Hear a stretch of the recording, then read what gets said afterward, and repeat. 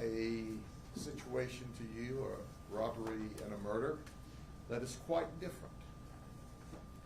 And here's who I want to introduce you to. This is Christian McDonald.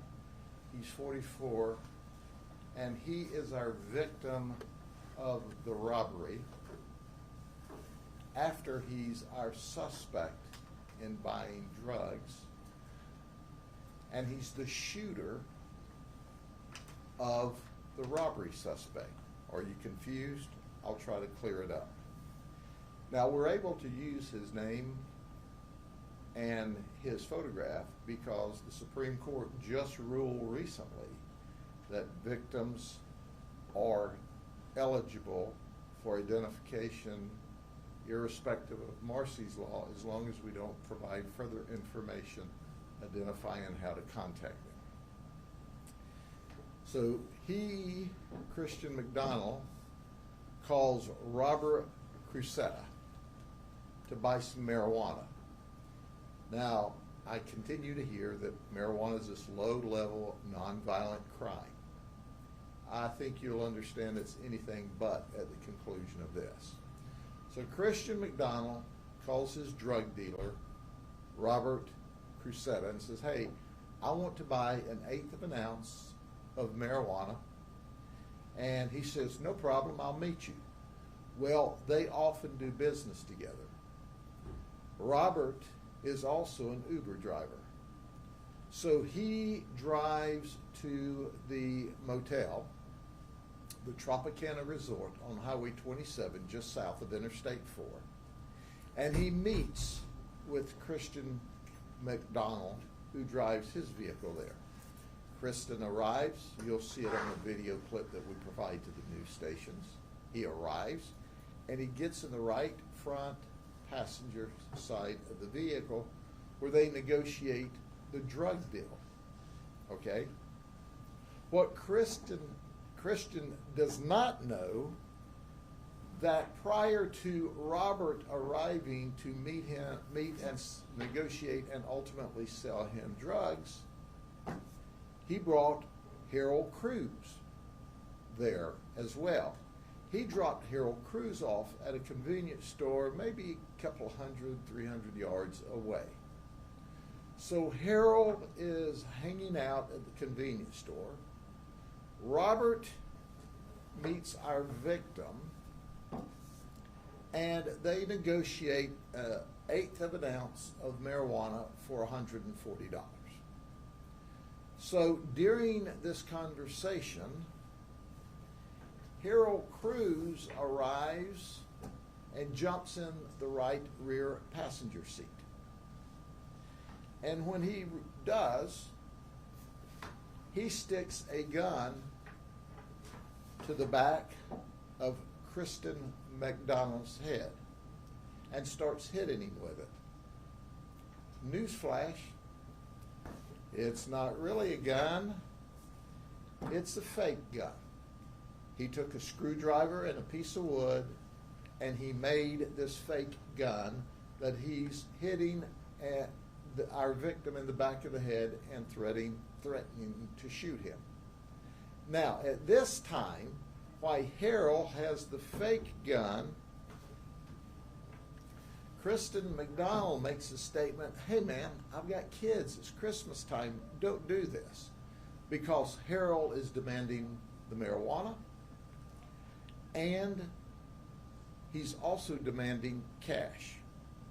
Robert, the driver, the drug dealer, is saying nothing.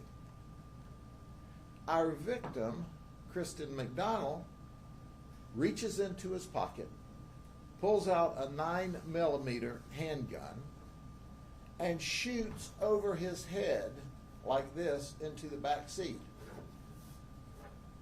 Well, listen, this guy's really good.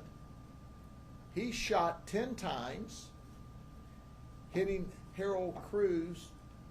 Well, we've counted 12 holes. Some of them can be entrances and exits. So he shoots 10 times, killing Harold Cruz. One of the 12 shots hits Cruz dead in the center of the forehead. That's what you call DRT. Then Kristen and Robert jump out of the vehicle and they start making up a story. And in the midst of this, Robert gets back into the car and he grabs the marijuana, the identification of our suspect in the robbery, Harold Cruz, this fake gun, and throws it over the fence near the motel. Deputies arrive. Kristen has called 911 and says, hey, somebody tried to rob me and I shot them. So right now, at this point in time, it certainly appears, even though he was committing a crime by buying a small amount of marijuana, he certainly was the victim of a pre-planned robbery by his drug dealer and his drug dealer's buddy. So while our robber is dead, Robert is charged with second-degree murder, felony murder, and 9 additional charges. Kristen, from the early stages of the investigation, appears to be a victim and has been released to go home. So he's not charged. The investigation's underway. We have the gun, and as you can see, there's a small amount of blood on the fake gun where he was holding it when he was shot by the victim, a la the shooter. So that's confusing, but it's a hard way to learn a lesson about, one, you shouldn't be dealing in drugs. That'll get you a second-degree murder charge. 2, your buddy can get shot and killed in the back seat of your vehicle trying to rob somebody in a pre-planned robbery. And 3, McDonald, who just thought he was going to score a small amount of marijuana, has now murdered someone. And that very well may stay justifiable or stand your ground, but that's still under investigation. He was not arrested. Are there any other questions? That's about as clear as I can make it. So, at the end of the day, Harold, who's also an Uber driver and a robber, won't be home for Christmas. And interestingly enough, Robert says, well, what's my bond? There's no bond. You won't be home for Christmas. You'll be in jail. It's a sad situation to think that you died over trying to rob a guy for $140 and a little bit of marijuana. And oh, by the way, his buddy who drove him there had $900 in his pocket.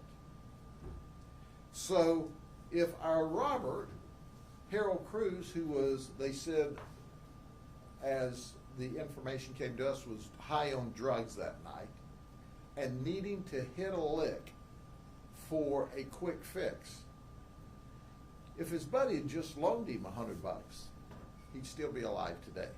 So while Robert had $900 in his pocket, he sat there while Harold got shot over $140 and 1/8 of an ounce of marijuana. Crazy, just totally crazy. Okay? Sheriff, I have one question. Yes, ma'am. McDonald, did he have a concealed carry license, or? Interestingly enough, he's not a convicted felon, and in Florida now, you don't have to carry. I mean, you don't have to have a concealed weapons permit to carry a concealed firearm. So it was perfectly legal for him to carry his firearm in his pocket.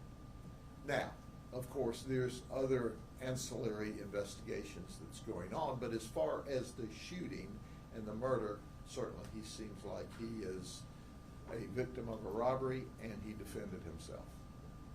And do I'm trying to remember everybody's position here, but the criminal history, not of McDonald, but the other two? Yeah, the others, in fact, the one that was shot and killed has no criminal history at all which was amazing to me. He has no criminal history. Our victim, shooter, has had previous arrest, but no felony convictions. Okay? Thank you all very much. If I don't see you before, have a very Merry Christmas Thank you, sir. Thank and you. a happy and safe holiday. Bye.